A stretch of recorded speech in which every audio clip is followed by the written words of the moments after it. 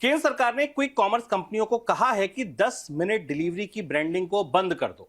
श्रम मंत्रालय के इस आदेश के बाद क्विक कॉमर्स कंपनियों ने ऐसा करना शुरू भी कर दिया। ब्लिंकिट ने 10 मिनट में डिलीवरी की ब्रांडिंग बंद कर दी।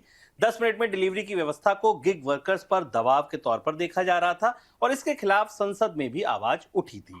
इसी को ध्यान में रखते हुए श्रम मंत्रालय ने इसे बंद करने को कहा है। सर, क्या बता रहा है ये फैसला इस पूरे बिजनेस मॉडल के बारे में? दरअसल ये फैसला बेहद महत्वपूर्ण है और अगर ऐसे आप करीब से देखें तो इसके बाद आपको क्विक कॉमर्स की पूरी व्यवस्था में बड़े बड़े दिलचस्प बदलाव दिखाई देंगे। पहली चीज़ तो ये कि जो 10 मिनट की सीमा थी, कंपनियों का ये कहना था, खुद जोमेटो के मालिक का कहना था कि 10 मिनट के लिए कोई बाध्य नहीं किया जाता कि वर्कर्स को, उसके बाद भी उन पर दबाव तो रहता ही है। और ये लगातार इस पर ये मुद्दा उठाया जा रहा था कि 10 मिनट की सीमा का पालन करने के लिए गिग वर्कर्स तमाम तरीके के रिस्क लेते हैं, रेड लाइट जंप करते हैं और उनको जोखिम उठाना पड़ता है क्योंकि ये सीमा उन्हें पालन करनी पड़ती है। तो पहली चीज़ तो ये कि जो बैठक हुई श्रम मंत्रालय और कंपनियों के नुमाइंदों के बीच में, उसमें इस पर सहमति बन गई कि अब कोई भी कंपनी 10 मिनट में डिलीवरी का प्रचार नहीं करेगी और कंपनियों ने इसकी घोषणा करनी शुरू कर दी।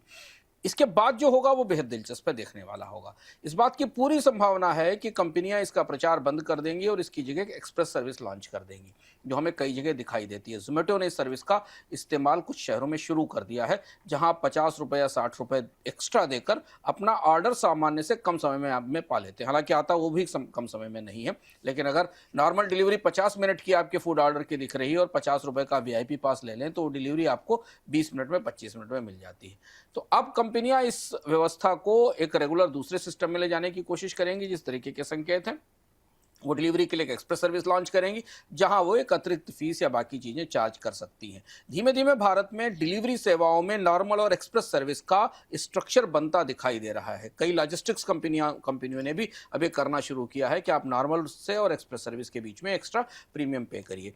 पर वो एक्सप्रेस सर्विस भी डिलीवर करने वाला भाई कि कर्मचारी होगा, क्या उसे कुछ एक्सप्रेस सर्विस में अतिरिक्त फीस मिलेगी?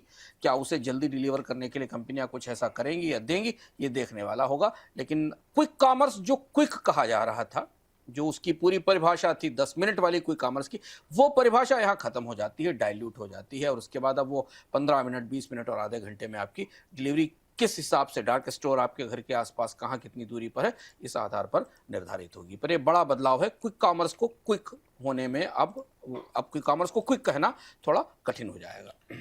टेलीकॉम रेगुलेटर ट्राई ने नियमों की अनदेखी के लिए टेलीकॉम कंपनियों पर लगे जुर्माने पर कंपनियों की लापरवाही को काबू करने के लिए पहले से ज्यादा अधिकारों की मांग की है।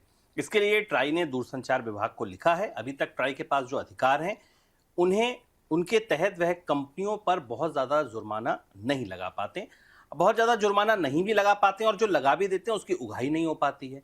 तो कहना यह है कि आप ज़्यादा अधिकार दीजिए ताकि इस मोर्चे पर थोड़ा बेहतर तरीके से काम किया जा सके। क्या दिक्कत आ रही है ट्राई को? दरअसल TRAI को अब एहसास हुआ कि वो है तो रेगुलेटर, लेकिन स्पैम कॉल को रोकने के लिए, टेली मार्केटिंग कॉल्स को रोकने के लिए वो टेलीकॉम कंपनियों पर बहुत ज़्यादा सख्ती नहीं कर पाता है। जुर्माने की घोषणा आती है, सुर्खियों में में आता है कि जुर्माना लगाया गया, 5 करोड़ रुपए तक की पेनाल्टी लगाई जा सकती है सीरियस नॉन कंप्लायंस के इशू के ऊपर, जिसके अधिकार TRAI के पास हैं। पर TRAI के कानून में इसकी वसूली की कोई व्यवस्था नहीं है। यानी कंपनियां जुर्माना ले लेती हैं और उसके बाद फिर कोर्ट में जाकर उस पर स्टे ले आती हैं। तो इसलिए जो अधिकांश जुर्माने आपको सुर्खियों में दिखाई देते हैं कि कंपनी ने स्पैम को बढ़ावा दिया या स्पैम को नहीं रोका गाइडलाइंस के हिसाब से, वो सारे जुर्माने केवल उस सुर्खी तक सीमित होते हैं। इसके बाद TRAI इनकी वसूली नहीं कर पाती, कंपनियां अदालतों से जाके इस पे स्टे करा लेती हैं। तो TRAI अपने कानून में बदलाव की मांग कर रहा है, जिससे कि वो टेलीकॉम कंपनियों पर और ज़्यादा सख्ती कर सके।